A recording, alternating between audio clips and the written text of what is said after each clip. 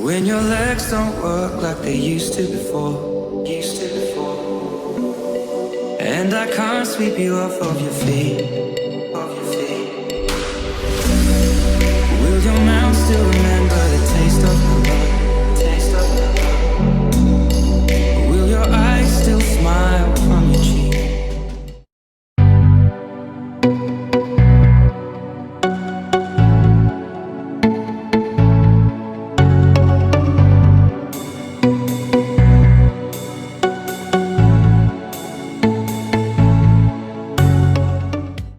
Ahli kumpulan yang akan membentangkan tajuk ini ialah saya sendiri, Alicia Angeli anak Kediri 74033, Ainun Syakirah binti Suzaidi 73994, Abang Muhammad Asrul bin Abang Hadi 73907, Felicia Anista Cheryl anak Denton 74831 dan Arnira Dayak anak Dunstan 77407.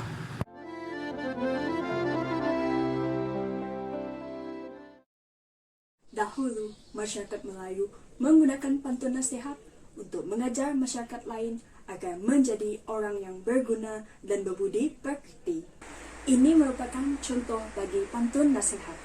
Buah pelaga makan dikikir, dibawa orang dari hulu. Sebarang kerja hendak difikir, supaya jangan mendapat malu.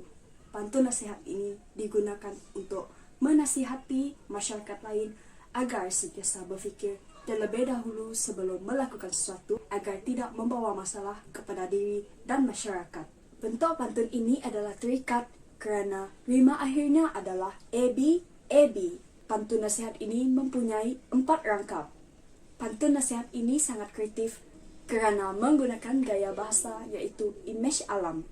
Contoh gaya bahasa yang menggunakan imej alam adalah buah pelaga. Pantun nasihat ini juga mempunyai 2 unsur bunyi, iaitu bunyi aliterasi dan asonansi. Contoh bunyi asonansi pada pantun nasihat ini adalah pengulangan vokal E sebanyak 6 kali. Manakala bagi aliterasi pula, pengulangan konsonan K sebanyak 3 kali. Baiklah, pantun yang saya pilih berbunyi begini. Tebang kedidi singgah kuala, elok bertenggek di tepi kali. Kemusnahan terjadi di mana jua jika harta menguasai diri. Pantun ini merupakan pantun nasihat. Pantun nasihat ini merupakan satu jenis nasihat yang dijadikan panduan kepada masyarakat agar sentiasa melakukan kebaikan. Pantun ini juga mempunyai maksud yang tersirat. Pantun ini bermaksud, jika masyarakat leka dengan kekayaan yang ada, maka masyarakat akan menyaksikan banyak kemusnahan yang akan terjadi di merata tempat. Dalam aspek pertama, kita dapat menyaksikan bahawa kemusnahan akan berlaku di mana jua, di mana kekayaan yang seseorang itu miliki sehingga tidak mempedulikan perkara lain akan menyebabkan mereka kehilangan perkara yang penting seperti nyawa, keindahan alam sekitar, orang yang tersayang dan lain-lain. Kemusnahan yang dinyatakan juga termasuk dengan kemusnahan alam sekitar kerana sesetengah masyarakat zaman kini menggunakan kekayaan yang dimiliki sehingga menyebabkan tergadanya keindahan alam sekitar. Hal ini akan menyebabkan keindahan alam sekitar itu sendiri yang secara semula jadinya tidak dapat terpelihara untuk disaksikan oleh generasi yang akan datang. Baiklah, gaya bahasa yang terdapat dalam pantun itu ialah gaya bahasa kiasan, iaitu gaya bahasa personifikasi. Dapat kita lihat dalam pantun pada baris kedua yang berbunyi elok bertenggek di tepi kali yang membawa maksud burung kedidi yang telah disebut pada baris pertama telah diberikan sifat manusia iaitu bertenggek. Perkataan bertenggek kebiasaannya digunakan kepada manusia, manakala kepada haiwan sejenis burung pula akan digunakan perkataan seperti hinggap.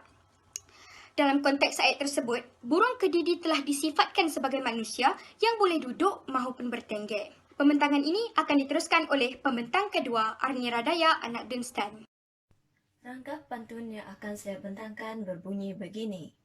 Air melurut ke tepian mandi, kembang berseri bunga sendunduk, elok diturut resmi padi, semakin berisi semakin tunduk. Pantun ini membawa maksud semakin berilmu atau semakin tinggi pangkat kita, hendaklah kita perlu merendahkan diri atau jangan sombong walaupun kita telah menjadi seseorang yang berilmu dan mempunyai pangkat yang tinggi. Gaya bahasa yang terdapat pada baris kedua pantun iaitu kembang berseri bunga sendunduk adalah gaya bahasa personifikasi di mana Bunga pada ayat tersebut telah diberikan sifat kemanusiaan iaitu berseri. Perkataan berseri kebiasaannya digunakan untuk memuji riak wajah seseorang. Tulis surat di dalam gelap, ayatnya banyak yang tidak kena. Jagalah diri, jangan tersilap. Jikalau silap, awak yang bencana. Pantun ini membawa maksud bahawa seseorang individu hendaklah menjaga diri dengan sebaik mungkin supaya tidak membuat kesilapan yang sedikit kerana ianya akan menjadi sebuah kesilapan yang besar. Masyarakat Melayu menggambarkan betapa susahnya menulis surat dalam keadaan yang gelap kerana ayat dan perkataan yang ditulis di dalam surat tersebut akan menjadi tunggal langgang dan tidak betul. Masyarakat Melayu dahulunya menulis surat apabila hendak berhubung antara satu sama lain. Penulisan surat merupakan cara berkomunikasi yang sangat efektif untuk menyampaikan maklumat kepada orang lain. Buat bangsal di Pulau Dayak menahan taut sambil mengulau. Kalau asal benih yang baik, jatuh ke laut menjadi pulau. Masyarakat Melayu mengaitkan perkataan benih dengan asal-usul seseorang individu. Pantun ini membawa maksud jika seseorang itu lahir dan dididik dengan cara yang baik serta berkesan, maka dia dapat bergantung kepada dirinya sendiri serta dapat menghasilkan sesuatu yang berguna dan bermakna.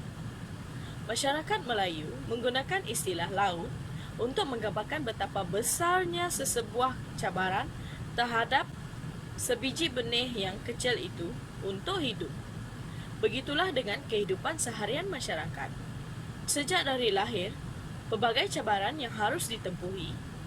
Cabaran-cabaran ini dapat ditempuhi jika adanya didikan yang baik daripada ibu bapa serta orang yang lebih tua daripada seseorang individu yang berkenaan.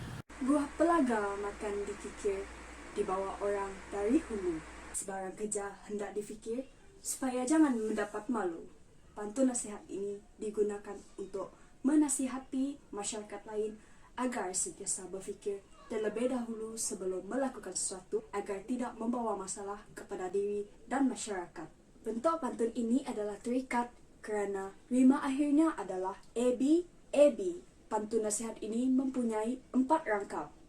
Pantun nasihat ini sangat kreatif kerana menggunakan gaya bahasa iaitu imej alam. Contoh gaya bahasa yang menggunakan imej alam adalah buah pelaga. Pantun nasihat ini juga mempunyai 2 unsur bunyi, iaitu bunyi aliterasi dan asonansi. Contoh bunyi asonansi pada pantun nasihat ini adalah pengulangan vokal A sebanyak 6 kali, manakala bagi aliterasi pula pengulangan konsonan K sebanyak 3 kali. Tumbuh melata si pokok tebu, pergi pasar membeli daging. Banyak harta tak ada ilmu, bagai rumah tidak berdinding. Dari pantun tersebut, pencipta pantun menyatakan si pokok tebu iaitu sejenis pokok yang boleh dimakan dan boleh didapati di merata tempat.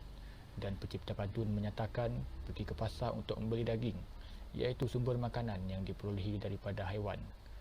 Hal tersebut dikaitkan dengan orang yang mempunyai banyak harta namun tidak mempunyai sebarang ilmu, diibaratkan seperti sebuah rumah yang tidak berdinding. Ia dikaitkan dengan rumah yang tidak berdinding kerana sekiranya rumah tidak berdinding, maka rumah tersebut mudah untuk dicerobohi. Pantun tersebut juga menekankan kepentingan ilmu dalam diri seseorang kerana nilai ilmu lebih tinggi dari harta. Pantun tersebut menunjukkan pemikiran masyarakat Melayu yang pandai dan kreatif menyelitkan flora dan fauna dalam pembayang pantun yang mempunyai maksud yang tersirat dan tersurat. Kesimpulannya, pemikiran masyarakat Melayu dalam pantun sangat bijak dan kreatif dalam penciptaan pantun yang mengambil unsur-unsur alam semesta kemudian menggunakan bahasa yang dramatis dalam pantun untuk memperkatakan tentang ilmu. Secara tidak langsung, setiap pantun yang diolah dapat dikaitkan dengan kebudayaan orang Melayu dari segi berbudi bahasa, ketinggian ilmu dan tidak terus terang dalam memberikan nasihat, ilmu dan pengajaran kepada semua orang.